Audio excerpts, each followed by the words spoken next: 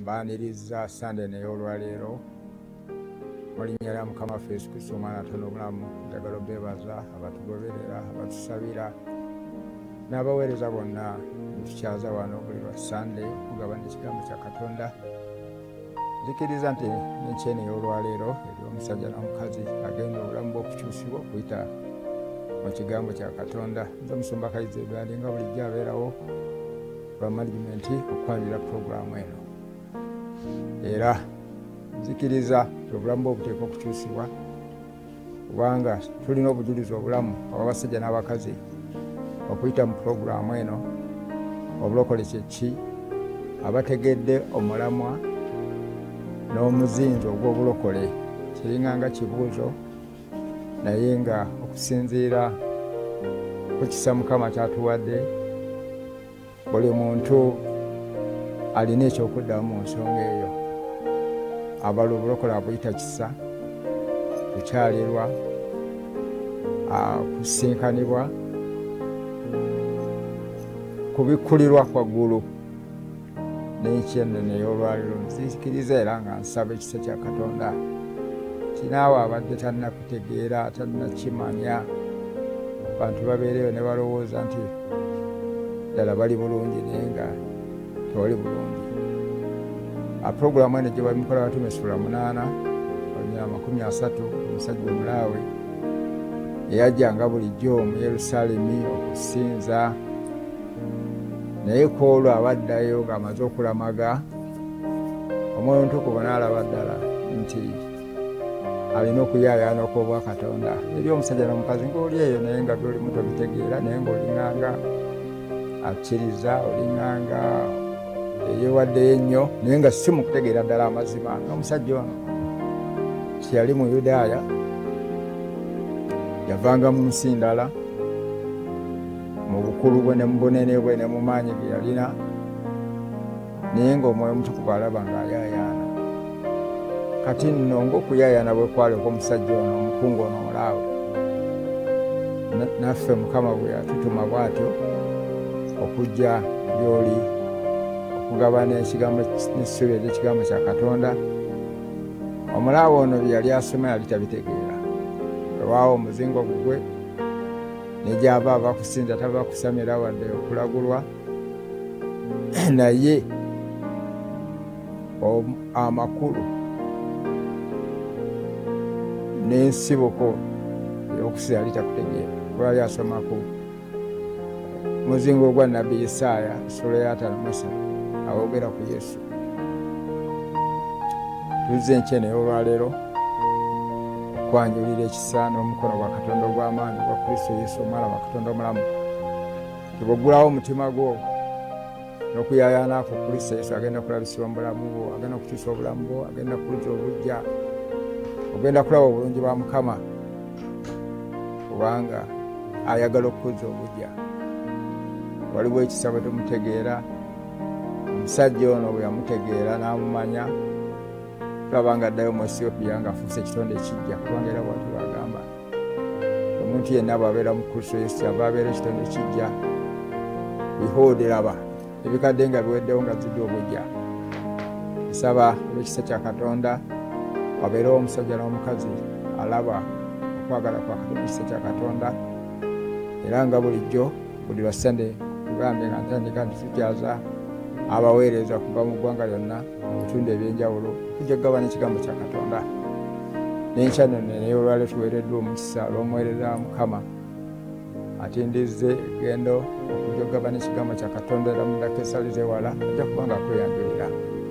Naawe ng'oli eyo nga ddala olina ekigambo kyokkiriza nti kigenda kugattako ekisa, kigenda kukyusa obulamu bw'abasajja n'abakazi, tukwaniriza jangu wano ku social media ojja kuyambibwa, tukole enteekateeka ate naawe ojje tugabane naawe ekigambo kya Katonda, ate naawe obeere omukisa, ate naawe oba omukisa, kubanga okuyita mu kigambo kino ng'omusajja ono omulaawe bwe yafuna ekigambo eky'obulamu n'ategeera n'amanya amakulu, addayo ng'obulamu bwe bukyusiddwa. Nzikiriza nti n'enkyene ey'olwaleero eri omusajja n'omukazi atulaba era atuwuliriza, obulamu bwe obugenda okukyusibwa. Siffe n'olwa kigambo ekyobulamu ekireeta essuubi. Musumba kwaniriza enkyene olwaleero abatulaba nabo batuliriza bakulindiridde kusaba obeyanjulire tutambule nga kisa bwe kiri. Tuli mu Bikola Batume Sura 8 olunya 30. Mukama omusana. Amiina ssebo neyanziza nnyo neyanze ku Musumba Kayisi. Mukama yeebazibwe abatulaba, Mukama yeebazibwe abatuwuliriza. Tuddiza Katonda ekitiibwa olw'omukisa guno omunene Mukama gwatuwadde okujja okwogera ku bulungi bwa Katonda. Nziriza Mukama ekitiibwa.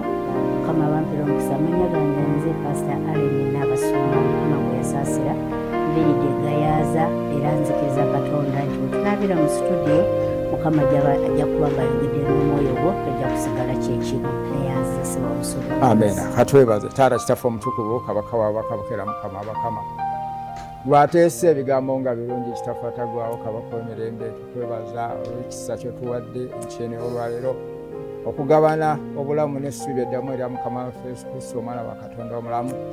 Twaniriza Omwoyo Omutukuvu ayigiriza, aluŋŋamya, awalula, asomesa Katonda Kitaffe okubeera mu makati gaffe. Siffe naye gwe Kristo Yesu gw'obalabisibwa eri ekibiina kino Mukama wange Kabaka w'abakabaka Taata. N'okusinga byonna ekigambo kyo nga kigabana wabeerewo ategeera amazima, wabeerewo alaba ekisa kyo n'okwagalako alokoke era obulamu bwe bukyusibwe. Naye abadde yalemererwa nga yaseesedduka naye tumuyimusa eri abali mu mabanja Mukama wange mbayimusa gy'oli kyene olwaleero wayogera mu kigambo kyo. Ffe tugenda kubeera mito, tetugenda kubeera mukira, tugenda kuwola mawanga mangi naye tetugenda kuwola, tugenda kubeera waggulu so si wansi nakatono. Bayimusa gy'oli omulungi wa Isirayiri Katonda Kitaffe Omutukuvu. Taata basaasire, waliwo Mukama wange ebibanja byabwe bigenda, amataka gaabwe bagenda, bizinesi yaabwe zigwawo. Yesu Omunazaalesi watambulanga ng'owonya endwadde n'obunafu bwonna. Wonya z'obujja Kabaka w'abakama. Waliwo abali mu makomera ag'omwoyo ate n'ag'omubiri, nabo mbayimusa gy'oli Mukama. Tutunuulidde gwe Kabaka w'abakabaka Mukama abakama bataase abalina emisango Mukama wange Taata nga beenenyera nga bakyuka Mukama wange obasonyiwe ate obalokole Mukama wange Kristo Yesu bafune obulamu bujja era batambulire mu ntiisa n'obulungi bwa Mukama. Waliwo abali mu bitanda, waliwo abali ku bitanda, waliwo abalwalidde mu maka gaabwe, waliwo abalwalidde mu malwaliro. Bada tubayimusa gy'oli Katonda awonya ogamba tetume ekigambo nekibawonya nekibajja mu kuzikirira. Zabbuli 120 ne Zabbuli 103 ogamba nti gwasonyiwa obutali butuukirivu n'endwadde zonna Kabaka w'abataata. Endwadde ziri mu musaayi, ziri mu misiwa, ziri mu nwayi, ziri mu busobyo, ziri mu mbuto, ziri mu mutwe, wonna we zikutte Kabaka w'abakama Taata. Bagamba nti aba omukono gwo teguyimpa wadde, tuma omukono gwo ogw'amaanyi taase era guyambe. Naffe nga tugabana ekigambo eky'obulamu tukakkana wansi wa Namulondole Mukama gw'obalabisibwa Kitaffe Omutukuvu Kabaka w'abakabaka Taata. Walulira bangi eri obulokozi, suusa, wonya, gaggawaza ng'obugagga obw'ekigambo kino kiri. Nsabye mukiza nemukwebala mu Kristo Yesu Mukama waffe. Amiina era amiina. Nkwaniriza nate gwe yakatwegattako enkyene olwaleero puroguramu kyolaba bayitibwa obulokole kyeki ejjibwa mu Bikola Batume Sura 8 olunya 30 naye tugenda kuva ku 29. Otegeere ani agamba Firipo. Bayibuli egamba mu 8:29 nti Omwoyo n'agamba Firipo nti sembera wegatte n'eggaali eryo. N'addukana Firipo n'awulira ng'asoma Nnabbi Isaaya, n'amugamba nti obitegedde by'osoma. Njagala olabe essuubi eddamu enkyene olwaleero nga tugabana amaanyi n'obuyinza bw'ekigambo kya Katonda ky'Omwoyo Omutukuvu owa Katonda amanyi ky'oyitamu, amanyi w'oli, amanyi okufubako, amanyi okuwaayoko, amanyi okulafubanako, amanyi okuteganako. Naye alina wayagala ate ove, ate alina wayagala ogende. Omusajja ono nga bwe nayogedde nga ntandika yali tava kulambula, yali tagenze kulambula kibuga Yerusaalemu.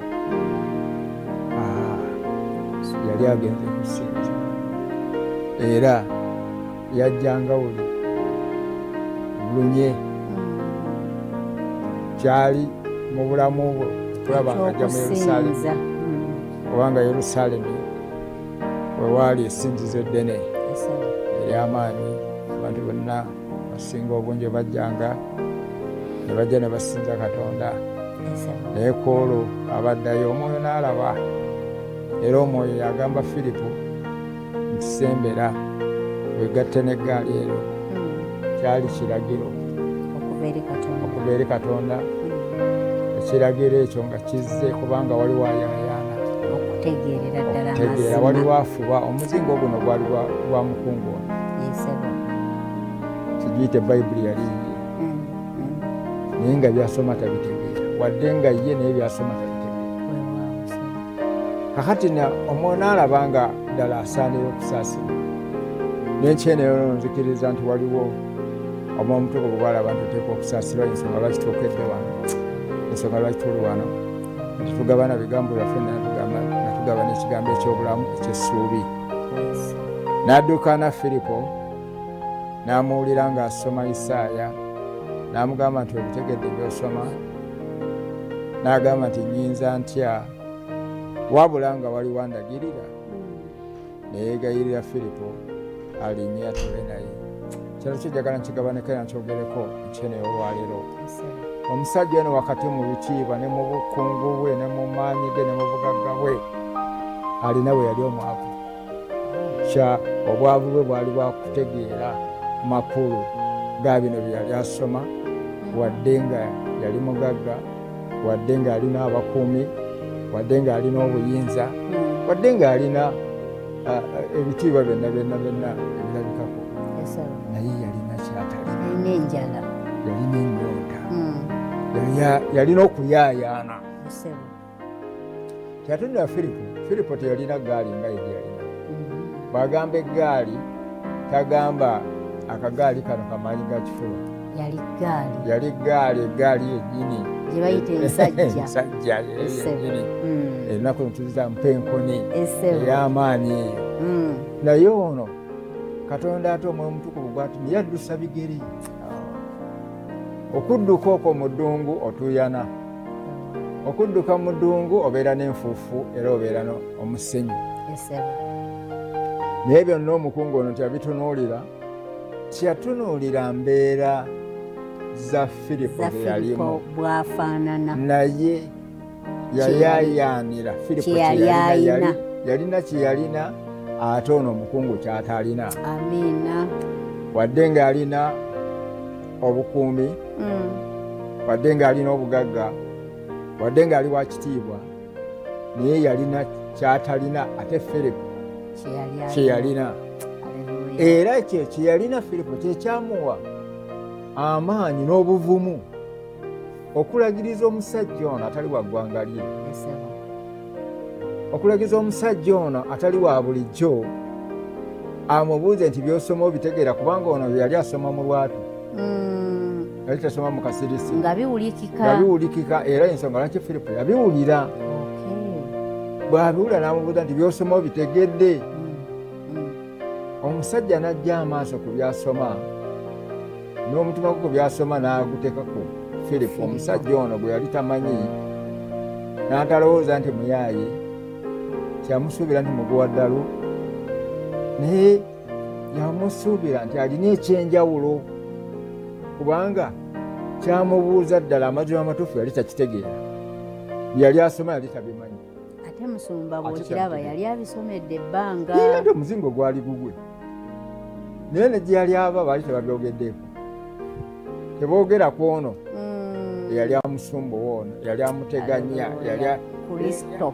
Kristo ono omwetoowaze ono omukkakkamu ono eyattibwa oyo kakati omusajja ono abuuza ebintu bino bibye oba bya muntu mulala ono ayogera ku ye oba ayogera ku muntu mulala nga tewali wakuddamu kakati no waliwo omuntu nga naafaanana ng'omusajja ono ng'ali eyo ng'atuwulira kati ng'atuwulira ne mu masinzizo agenda alina ne contribution enene gy'akoze naye nga si mu kumutegeerera ddala ono Kristo Yesu omwana wa Katonda omulamu. Kubanga omusajja ono gye yali ava nzikiriza nti bamutuuza ne mu kifo kyanjawulo. Yali mukungu. Kubanga yali mukungu. Esebo. Ate yali wa ggwanga ddala. Ate nga si wa bulijjo. Nkakasa nti bamuwa ekifo kinene ky'amaanyi. Ekyokumwanjo. Nkakasa nti n'abakulu ba yeekaalu bajja ne bamulamusaako ne bamubuuzaako. Kabe kasinge ne bamutolera n'ebirabo. Yali wa kitiibwa. Kubanga wa kitiibwa. Esebo. Munene. Naye wakati mu ebyo byonna bye baakola tebyajjawo kuyaayaana kwe. Yasigala alina okuyaayaana, yasigala atabuddwa. Ng'anoonya okumanya. Mulimanya amazima n'amazima gali bafuula baddembe ne mugenda kubeera baddembe. Enjala eno gye yalina n'ennyonta yamuwaliriza, Bayibuli egamba ne yeegayirira. Kakati ye yeegayirira. Yeegayirira Firipo.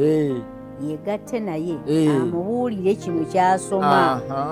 Olwasa tumaloga nti nyinza ntya wabula nga waliwo andagirira, ne yeegayirira Firipo alinnye atuule naye. Ndaba nga kinene, ndaba okwetoowaza nga kunene kw'amaanyi. Omusajja bwe yeegayirira okutuula naye abonye akafuufu oba ekisooto kubanga ye wa bigere. Atuuyanye,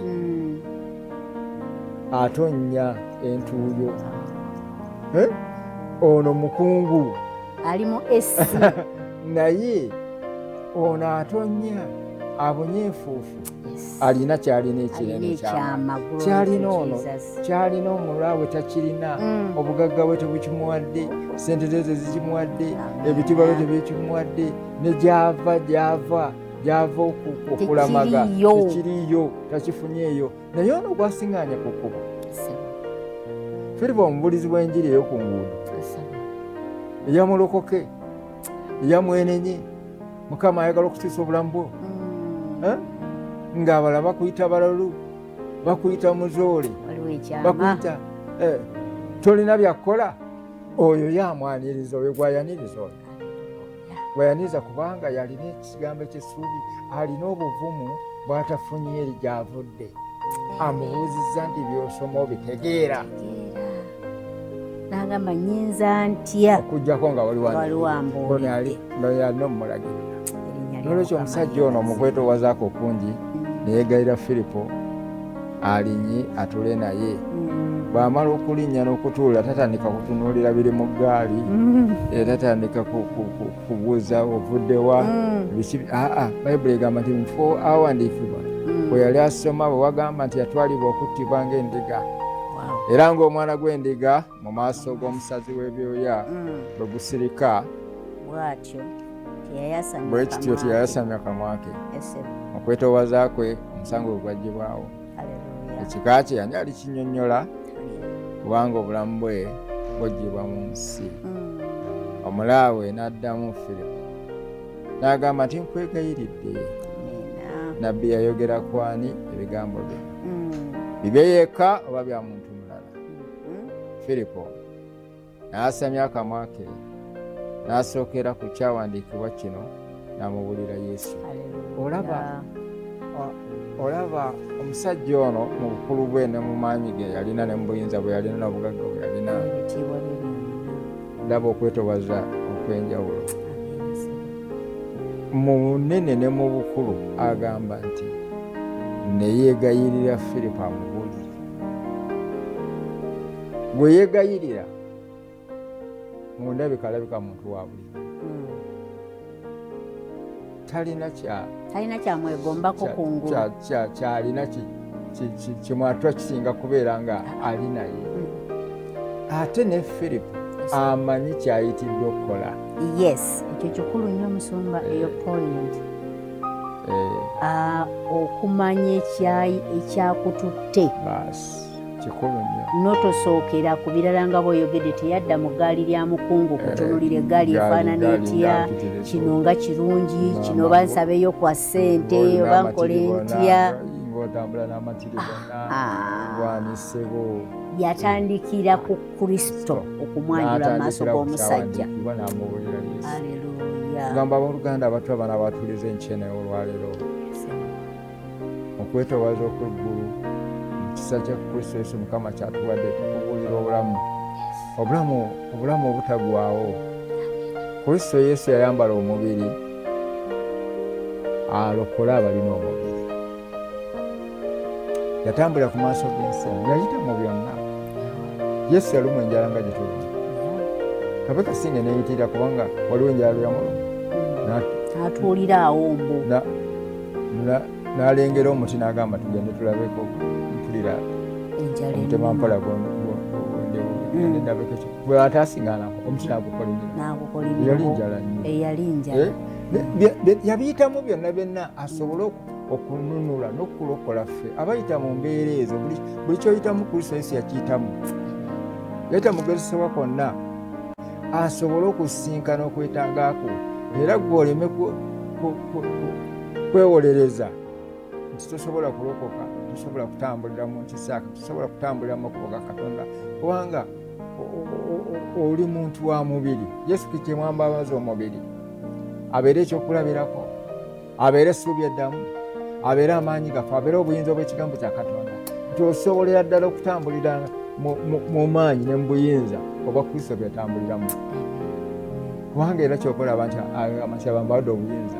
Luka 19 agamasaba laba mbawadde obuyinza okutambula ku misota enfunulinnya enjabu z'obusakwa n'amaanyi ag'omubiri gonna tegagenda babako obusobozi.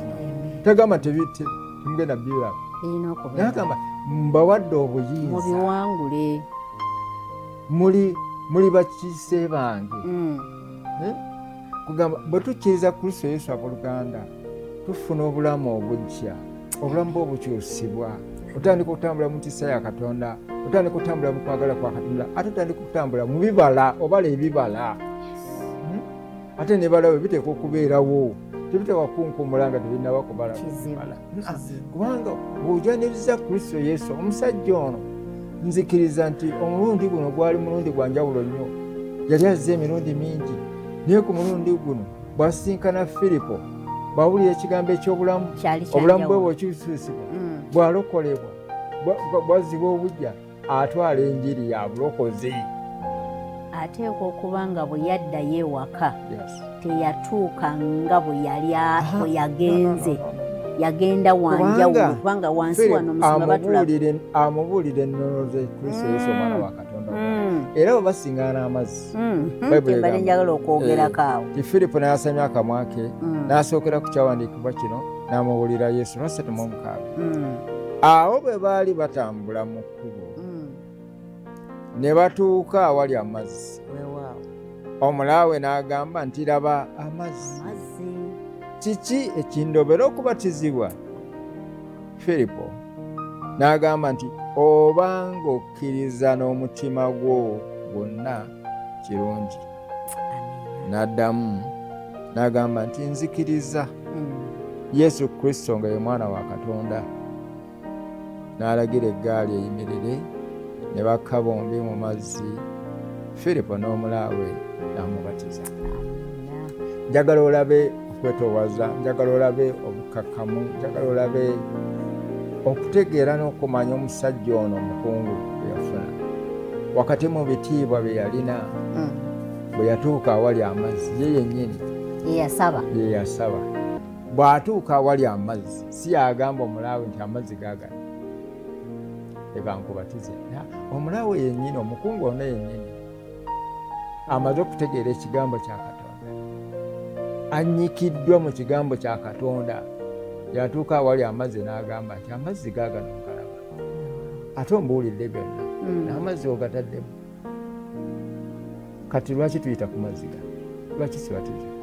Firipo tagama bugambe nti kale yimiriza eggaali. Amuzzaayo n'amugamba nti bw'obanga okkiriza n'omutima gwo gwonna kirungi. N'agamba nti nzikiriza nga Yesu Kristo ye mwana wa Katonda omulamu. Kakati tuli wano okugabana essuubi ery'obulamu, tuli wano okugabana essuubi ery'ekigambo kya Katonda, obulokozi bwa Katonda, obulamu bwa Katonda, okubikula kwa Katonda, omukono gwa Katonda ogw'amaanyi. Nti bw'oggulawo obulamu bwo, bw'oggulawo omutima gwo, tugabana kigambo. Omusajja ono yali avudde mu yeekaalu ng'etemagana, bagizimba n'ebyobugagga byonna eby'oku nsi, gold, zaabu, silver, ruby, garnet, tanzanite, buli mayinja gonna ag'omuwendo ogw'omanyi gonna gaali ku yeekaalu, naye tegakyusa bulamu. Kyakyusa bulamu kyali kigambo ky'omusajja ono Firipo, omutume eyajja kyeyalina. Firipo, okuyitibwa kwa Firipo tekwali ku 12 bali. Bano baalondebwa kujja kutereeza mbeera, kugaba mmere. Naye tabeera mu mmere yokka, abeera n'essuubi ery'obulamu obutagwawo. Katugaba n'ekigambo eky'obulamu. Ekigambo kino kyekirokola, kikizza obujja. Tukubuulira amaanyi ga Katonda, tukubuulira essuubi lya Katonda nti bw'ova mu bitiibwa bino by'olowooza nti olina, bw'ova mu bugagga buno bw'olowooza nti olina, bw'ova mu kumanya kw'otolowooza nti omanyi nnyo, ne weetowaliza wali omukono gwa Katonda ogw'amaanyi, Mukama agenda kukka akuyimuse, akulaga amawanga. Kubanga Firipo akakyagala bwe kabaawo, bwe bagenda ne badduka, byonna gye baagenda baawulira Kristo Yesu omwana wa Katonda. Tebaagenda kwekweka. Era wano misoni gy'aliko eno, Mwoyo Mutukuvu yamugambye nti genda weegatte n'eggaali ero. Nga Omwoyo Mutukuvu alaba okuyayaana, nga ffe bwe tulwana enkyeni olwaleero, sande n'olwaleero, tetubulya bigambo byabwe biringanga kibuyaga nti tebirina we bikutte. Tubuulira Yesu Kristo Mukama waffe atuyise, Omwoyo Mutukuvu atutumye okujja mu nnyumba yo, okujja mu ddiiro lyo, okujja mu kisenge, okujja mu ofiisi, okujja wonna w'oli, okubuulira essuubi ly'ekigambo kya Katonda. Tibwaggulawo omutima gwo, obulamu bwo bukyusibwa. Omusajja ono wakati mu bugagga, wakati ne mu bitiibwa, yafuna essuubi eddamu. Era kyova olaba nti ayaayaana ne yeegayirira, ayaniriza ekigambo ky'obulamu. Kwebaza kubanga otwaniriza mu ddiro lyo, naye nkusaba okkiriza ekigambo ky'obulamu kino, ekigambo eky'essuubi. Nsumbayo omulala. Omusajja ono Musumba nali mufumiitirizaako nga nzija, n'enfunayo omusajja omulala gwe nafaananyiriza nga ye, eyalina ennyonta ennene mu kitabo kya Yokaana essula ey'okusatu, olunyiri olusooka. Omusajja ono naye yakeera ku makya n'agamba njagala kumanya amazima agajjudde. Bayibuli egamba mu lunyiri olw'essula ey'okusatu Yokaana, olunyiri olusooka lugamba nti awo waliwo omuntu ow'omu Bafalisaayo erinnya lye Nikodomu, mwami mu Yudaaya. Oyo n'ajja gy'ali ekiro n'amugamba nti Labbi, tumanyi nti oli muyigiriza eyava eri Katonda, kubanga tewali muntu ayinza okukola obubonero buno bwonna bw'okola ggwe wabula Katonda ng'ali naye. Omwami ono naye mwami mukungu. Olwaleero tulabye ku bantu, manye enjiri musumba kayizi, abantu abamu bajereza ennyo enjiri ya Mukama waffe Yesu nga balowooza nti abantu ba wansi, bo bakiraba nti bano abantu abagenda banoonya akawogo, abatalina we basula be balina okulokoka. Naye bano tusoma ku bakungu nga gwe tuvuddeko mu bikola by'abatume. Musajja w'amaanyi, musajja mukungu mu by'omu nsi nga talina kye yeetaaga, naye nga mutima gwo mulimu ekituli, mulimu omuwaatwa, mulimu enjala, alina kyayagala okufuna, era yakifuna okuyita mu Firipo. Mukama yeebazibwe. Kati noono Nikodome yakeera ku makya mbonajja, yagenda kiro eri Yesu ng'atya abakungu banne omukulu okumusekerera, okumuvuma, kubanga baatunuulira Mukama waffe Yesu nti Katonda w'abamalaaya n'abasabiriza. Buli olwokusatu we yaddamu nti Yesu n'addamu n'amugamba nti ddala ddala nkugamba nti omuntu bw'atazaalibwa mulundi gwakubiri tayinza kulaba bwakabaka bwa Katonda. Wadde ng'omusajja ono yayogera ebigambo nga bya kitiibwa, nga by'amaanyi biwaanawaana Yesu, nga biteeka Yesu waggulu nnyo, wali tabeerangako mu ddalasa zaabwe, ne bagamba babeera eyo tewali asobola kukola bino byonna okujjako nga Katonda ali naye. Yesu ye n'addamu kumugamba nkugamba nti omuntu watazaalibwa mulundi gwakubiri tasobola kusikira bwakabaka bwa Katonda. Tompaana nti kubanga nkola ebinene, naye gwe bw'otozaalibwa gwakubiri toliraba Katonda. Mukama yeebazibwe. Emboozi yaabwe yagendera ddalako wansi wano. Owulirayo omukungu abuuza Yesu, Nikodome olwokuna. Nikodome n'amugamba nti omuntu ayinza atya okuzaalibwa bw'abanga mukadde? Ayinza okuyingira mu lubuto lwa nnyina omulundi ogwokubiri n'azaalibwa? Abantu basoma ebintu nga tebabimanyi. Olwokutaano Yesu n'addamu nti ddala ddala nkugamba nti omuntu watazaalibwa mazzi na mwoyo tayinza kuyingira mu bwakabaka bwa Katonda. Olw'omukaaga ekizaalibwa omubiri kiba mubiri, n'ekizaalibwa omwoyo kiba mwoyo. Teweewuunya kubanga nkugambye nti kibagwanira okuzaalibwa omulundi ogwokubiri. Nikodome naye yalina ennyonta ng'ey'omukungu omulaawe, nga sente azirina, musajja wa kitiibwa, ababeera mu matiribona g'amasinzizo, naye nga bw'addayo ewaka laba nga talina kyamanyi.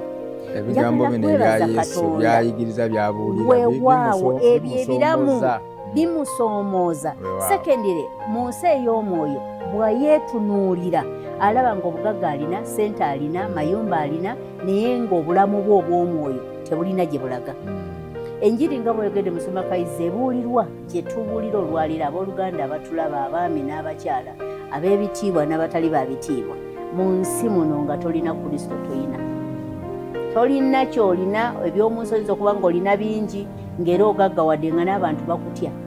Bw'oyita mu kkubo bagamba omusajja w'abandi oyo, omusajja ow'amaanyi, omukazi ow'amaanyi. Naye Kristo, Bayibuli nga bwetugaba mu Yokaana nti ly'ekkubo n'amazima n'obulamu. Teri alijja eri kitaffe okujjako ng'ayise mu Kristo. Mbabuulira ebigambo bino nti omukisa gwenfunye guno mbasaagala gufiirwa. Manjagala nenjogerera ddala ekigambo ekikwata ku mutima gwo nti mukwano gwange, obulamu bw'olina si gwe nnyini bwo.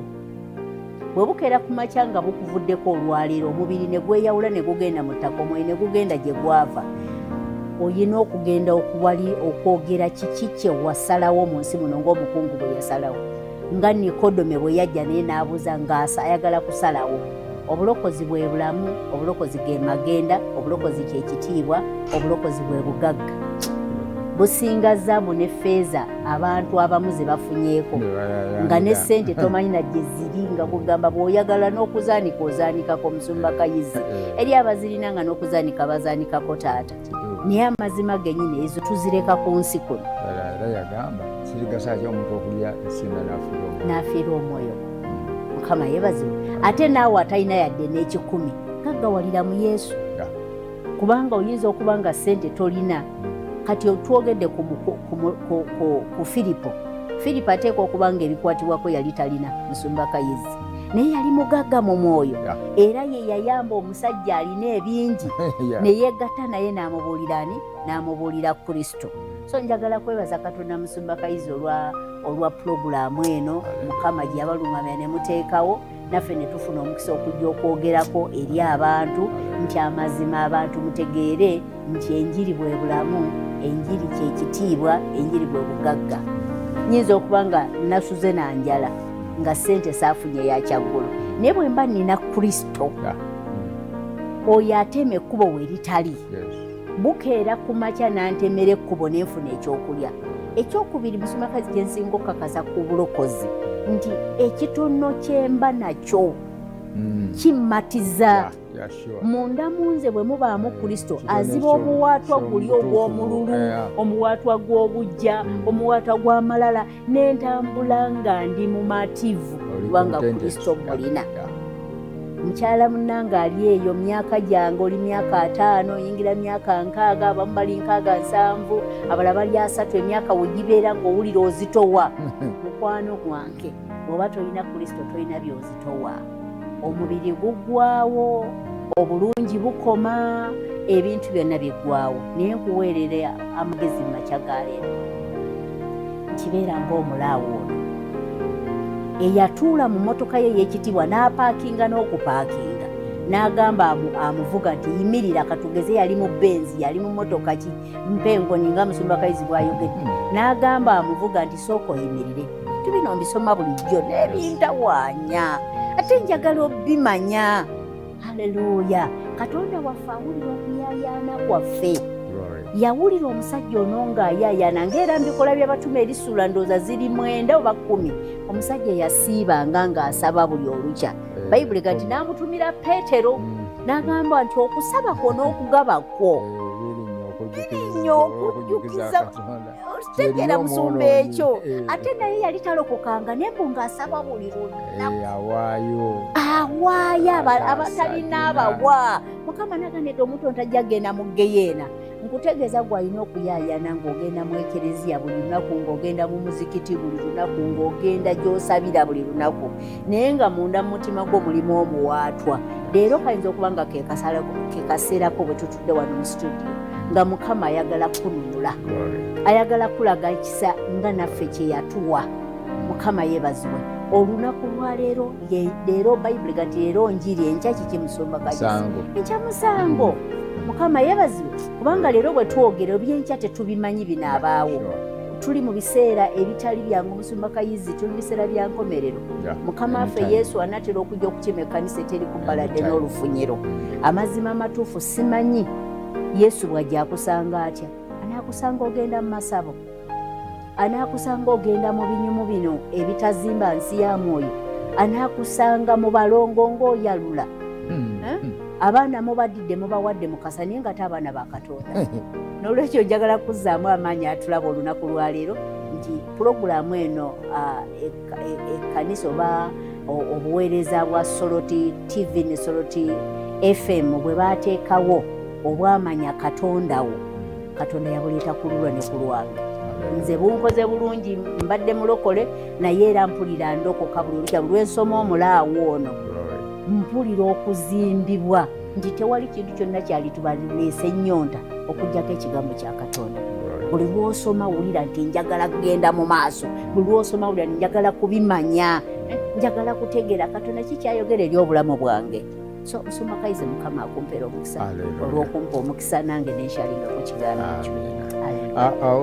Njagala tweyongere mu maaso awo nnyina Musumba awo wobadde otusomera olunyiro olw'omunaana lugamba nti empewo Yokaana 3:8 gamba nti empewo ekuntira gyeyagala. Kristo Yesu yagamba n'owulira okuwuuma kwayo naye tomanya gy'eva newankubadde gyegenda. Bw'atyo bw'abeera buli muntu yenna azaalibwa omwoyo. Nikodemu n'addamu n'agamba nti ebyo biyinza bitya okubaawo? Olw'ekkumi Yesu n'addamu n'amugamba nti gwe omuyigiriza wa Isirayiri, owulira obubonero bw'omusajja, yali muyigiriza wa Isirayiri yonna, waggwanga si wa katundu, si wa zooni, si wa muluka, si wa Gombe, si wa disitulikiti. Naye amugambye Nikodemu ddala n'amugamba nti ebyo biyinza bitya okubaawo? Olw'ekkumi Yesu n'addamu n'amugamba nti gwe omuyigiriza wa Isirayiri notategeera ekyo? Ddala ddala nkugamba nti twogera bye tumanyi, tutegeeza bye twalaba. So temukkiriza kutegeeza kwaffe. Amiina. Tuli bujulizi abooluganda obwa Kristo Yesu omwana wa Katonda omulamu. Tulabyeko, tuwulidde, twogera kye tumanyi. Amiina. Ono yali muyigiriza wa Isirayiri yonna. Naye ng'ebya being born again, kuzaalibwa omulundi ogwokubiri, yalowooza kuyingira mu lubuto lwa maama we. Imagine yagamba Yesu nti nyinza nti okuyingira mu lubuto lwa maama nzire mu nzaalibwe. Ng'ekyo kyategeera. Twogera ku bulokozi, omuntu n'ajerega, omuntu n'ayogera nga nebyayogera tabimanyi. Omuntu n'agamba sisobola kuva mu ddiini ya maama wange, ekitange ne mmange, n'eddiini gyali mu siiyiye, n'okugitegeera tagitegeera. Kati tugamba nti omuntu bw'akkiriza Kristo Yesu omwana wa Katonda omulamu, ofuuka ekitonde ekijja. otandika bino obulokole kisa si kukola nnyo, si kufuba nnyo, si kusoma nnyo, si kukola nnyo bijjawo, kisa kya Katonda. Oyinza okuba nga byonna byokoze nga bwe tulaba wano mu musajja ono mu Bikolwa by'Abatume essuula ey'ekkumi, omusajja ono Koloneriyo obujulizi bulamu obwa buli muntu yenna munnaddiini era eyo yenyumiriza mu ddiini ye weewaanira muyo era byokoze nkoledde mu bingi, nze nazimba kino, nze naleeta kino. Bayibuli eyogera bwetyo nti waaliwo omuntu mu Kaisaliya erinnya lye Koloneriyo, omwami ow'ekitongole kyayitibwanga Ekitaliyano, omwegendereza, atya Katonda awamu n'ennyumba ye yonna, eyagabanga ebintu ebingi mu bantu, n'asabanga Katonda ennaku zonna. Oyo n'alaba mu kwolesebwa mu lwatu nga mu ssaawa ey'omwenda ey'emisana, malayika wa Katonda ng'amuyingirira n'amugamba nti Koloneriyo, n'amwekaliriza amaaso n'atya, n'agamba kiki mukama wange? N'amugamba nti okusaba kwo n'okugaba kwo birinnye olw'okujjukiza mu maaso ga Katonda.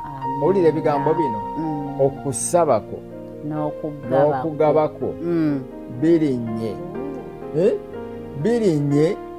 olw'okujjukiza mu maaso ga Katonda. Bijjukiza ki?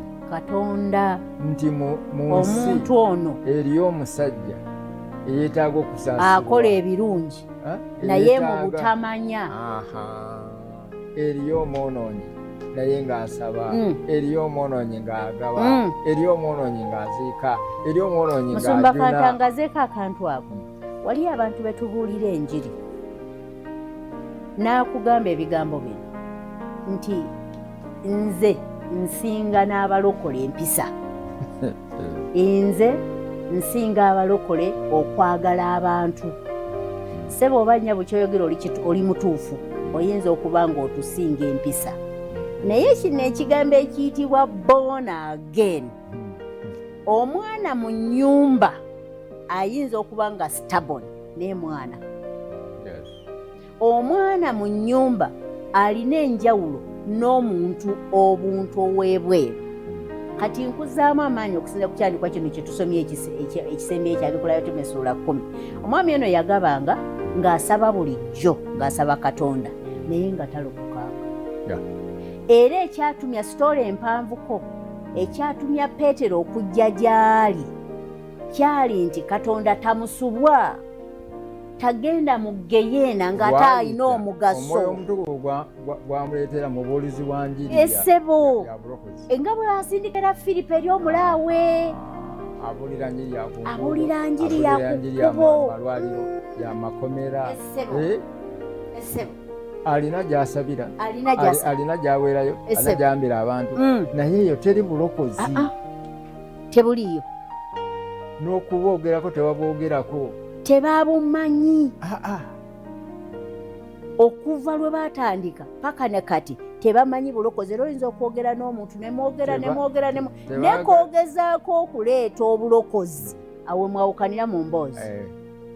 So twebaza Mukama olw'ababikkulirwa abaami bano abasatu betwogeddeko, omulaawe, Koloneriyo, n'ono munne, abantu basatu mu Bayibuli betwogeddeko baalina ennyonta.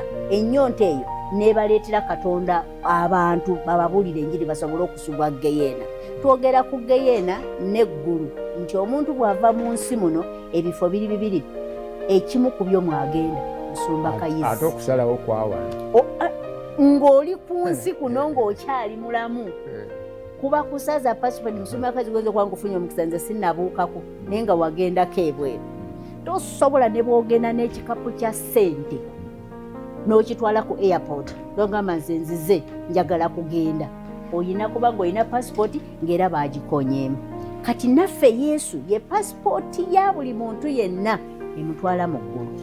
Bw'oba tewagisaza ng'okyali mulamu, oba oli mwavu, oba oli mugagga, oba oli mwana muto kasoweza emyaka 10 okudda waggulu, oteekwa buteekwa okulokoka n'oyatula Kristo okubeera omulokozi wo, awo obulamu bwo ne bana enshuwa ekutwala bwakabaka bwa Katonda. Yesu yennyini ayogera mu Yokaana sura 14:6. Esebo N'agamba nti Yesu n'agamba nti nze ekkubo n'amazima etaata n'obulamu. Tewali ajja eri Kitange wabula ng'ayita mu nze. Singa muntegedde ne Kitange mwandimumanyi, okusooka kaakano muntegeera era mumulabye. Owulira ebigambo ebyo eyo statimenti eyogerwa nnyini kubo Kristo yekka yajogera. So nze ŋŋamba nti abantu tuleme kulimbibwa. Ndoza bwe mba nkyogera ebyensi ebirabikako, mikwano gyaffe, baami baffe, bakyala baffe, teri n'omu agenda kulinyira mu kkubo eryo gwe wekka gw'ogenda okulyesalirawo okulitambuliramu. Katumaliriza enkyene olwaleero okwebaza kubanga ogoberedde. Nsaba nzikiriza nti n'enkyene olwaleero ekisawo ekiri abasajja bano nawe tulaba bwe basinkana ababulizi b'enjiri obulamu bwe bwakyusibwa baalokolebwa ne baziba obujja. Nzikiriza nti n'enkyene olwaleero oli omusajja n'omukazi ayayaana okukkiriza n'okusembeza Kristo Yesu. Obanga bano baali mu kutegeera okwensinga olowooza nti baamala bali bulungi, naye ng'eri eggulu tebamalanga. Eri Katonda bakyalina ebbanja ey'okwaniriza Kristo Yesu. Naawe oyinza okuba ng'okoze bingi, olafubanya mu bintu bingi, naye si mu kutegeera ddala amazima ga Katonda. Tusaba enkyene olwaleero weggulewo oyanize Kristo Yesu okubeera Mukama n'omulokozi bwamu. Tumaliriza nsomba abantu waliwo abatwogeseeko nga twatambudde dda baddemu babuulire obuweereza ne puroguramu yaabo tunaava.